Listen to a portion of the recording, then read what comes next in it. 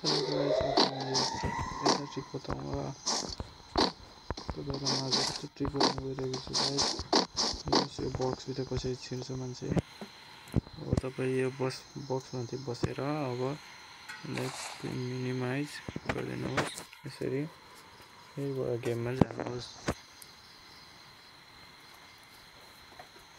अब तपाईँको गेम खुलिन्छ अनि त्यसपछि फेरि आफ्नो लबीमा आउनुहुन्छ।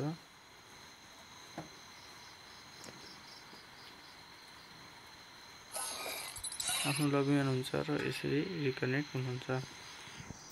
यसरी रिकनेक्ट भएपछि फेरि गेममा जाँदाखेरि तपाईहरु फेरि यसरी गेममा जाँदाखेरि तपाईहरु बक्सभित्र छिरिसकेको हुनुहुन्छ। देन सक्नुहुन्छ गाइस यहाँबाट अरु एनिमीलाई पनि हान्न